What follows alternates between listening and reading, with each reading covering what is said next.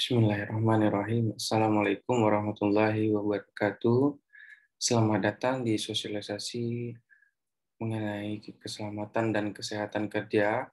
Ya, pada kesempatan kali ini kita akan sama-sama belajar dan membahas mengenai keselamatan dan kesehatan kerja bagi pekerja muda. Sebelum kita memulai topik pembahasan dan pembelajaran kita pada hari ini, ada lebih baiknya kita berdoa menurut agama dan kepercayaan masing-masing. Berdoa dipersilakan.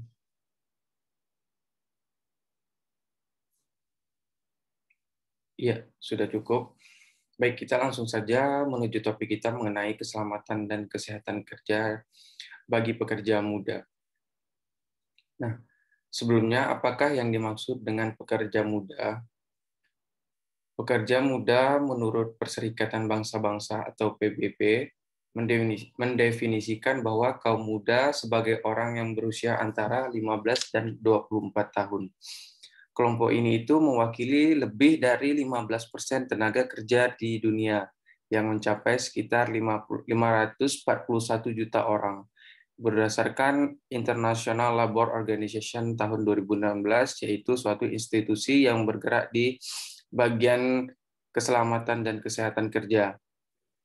Kaum muda sendiri itu mengacu pada orang-orang yang berada pada usia di mana mereka mengakhiri masa mereka mulai dari wajib belajar dan memulai ke pengalaman kerja pertama mereka. Para pekerja muda itu mengalami banyak tantangan dalam melakukan transisi dari sekolah ke pekerjaan dan dalam mencari pekerjaan yang stabil di mana mereka dilindungi dari bahaya dan mendapatkan upah yang layak. Nah, kemudian apa saja faktor yang mengancam keselamatan dan kesehatan pekerja muda? Yang pertama, tahap perkembangan fisik. Nah, pekerja muda itu berisiko lebih tinggi mengalami kecelakaan dan penyakit mengingat tubuh mereka, termasuk organ otak mereka itu masih dapat berkembang. Kemudian, untuk sistem reproduksi dan fungsi otak yang sangat rentan terhadap bahaya yang dapat mengganggu organ yang terkait. Yang ketiga, tingkat pernafasan dan metabolisme yang lebih tinggi per unit berat badan pada pekerja muda itu menyebabkan tubuh mereka menyerap lebih banyak racun dan mengalami lebih banyak reaksi ekstrim terhadap efek racun tersebut. Yang selanjutnya, perhatian khusus diberikan pada paparan terhadap pestisida, neurotoksin, disruptor endokrin, alergen, atau karsinogen. Ini terutama berlaku dalam kasus pekerja remaja yang tubuhnya itu masih berkembang di tingkat sel. Selanjutnya, tempat kerja, alat-alat, mesin, dan perlengkapan. Biasanya itu dirancang untuk para dewasa dan dapat membebankan tuntutan yang lebih tinggi pada tubuh remaja. Tahap yang selanjutnya adalah tahap perkembangan psikososial dan emosional. Pekerja muda itu cenderung kurang mampu membedakan konsekuensi tindakan mereka dan menilai risiko yang terkait dengan berbagai situasi dan lebih rentan terhadap tekanan sosial dan motivasi. Sifat-sifat ini itu yang akan memengaruhi pengambilan keputusan mereka dan dapat mengakibatkan pengambilan risiko. Perilaku pekerja muda selama masa muda dan sepanjang masa hidupnya itu dipengaruhi oleh berbagai faktor yang saling berinteraksi, termasuk perkembangan otak, pengalaman pengasuhan, status sosial ekonomi dan budaya, kesejahteraan psikologis, hubungan sosial, dan interaksi, dan seterusnya.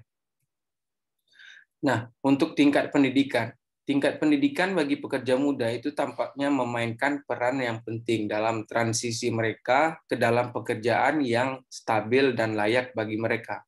Untuk tingkat pendidikan dan pelatihan yang lebih tinggi, serta pengalaman bekerja sambil belajar, itu cenderung akan membuat perpindahan mereka ke pasar kerja menjadi lebih mudah. Pekerja dengan tingkat pendidikan rendah itu cenderung akan bertahan di pekerjaan yang sama, meski kondisi kerjanya itu buruk.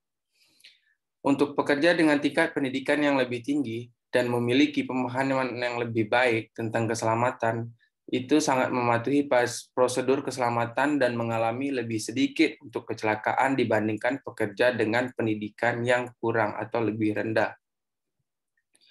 Nah, untuk faktor-faktor lintas sektoral lainnya, Sejumlah faktor itu dipadukan dengan usia dapat meningkatkan resiko kecelakaan dan penyakit di tempat kerja bagi pekerja muda. Ini termasuk gender atau perbedaan kelamin, disabilitas, dan status migrasi. Anak laki-laki muda itu lebih cenderung terlibat dalam pekerjaan yang berbahaya dan mengalami lebih banyak kecelakaan kerja dibandingkan dengan perempuan. Tetapi angka yang relevan mungkin bias atau tidak nyata karena perempuan muda itu lebih cenderung bekerja di pekerjaan informal dan kerap kali sebagai pekerja keluarga yang tidak berbayar. Dan ini membuat mereka itu tidak terlihat atau tidak tampak dan akibatnya cenderung tidak ditampilkan dalam statistik resmi atau perhitungan resmi. Nah, untuk penyandang disabilitas muda itu cenderung lebih berisiko terkait pengeksklusian, isolasi, intimidasi, dan pelecehan. Dan mereka itu juga cenderung memiliki kesempatan pendidikan dan ekonomi yang lebih sedikit bagi penyandang disabilitas muda. Nah, bagaimana untuk mengurangi risiko tersebut? Yang pertama, pencegahan faktor risiko dengan cara memperbaiki pengumpulan dan analisis data dan informasi tentang keselamatan dan kesehatan kerja pada pekerja muda. Yang kedua, mengembangkan, memperbarui, menerapkan hukum, peraturan kebijakan, dan pedoman untuk lebih melindungi keselamatan dan kesehatan pekerja muda. Yang ketiga, meningkatkan kapasitas yang bertujuan membantu pemerintah, pengusaha, pekerja, dan organisasi mereka untuk memenuhi kebutuhan keselamatan dan kesehatan kerja bagi pekerja muda. Yang keempat, mengintegrasikan keselamatan dan kesehatan kerja ke dalam pendidikan umum dan program pelatihan kejuruan, sehingga dapat membangun generasi pekerja yang lebih aman dan lebih sehat. Dan yang terakhir, dengan cara memperkuat advokasi, kesadaran, dan penelitian tentang kerentanan pekerja muda terhadap bahaya dan risiko keselamatan dan kesehatan kerja.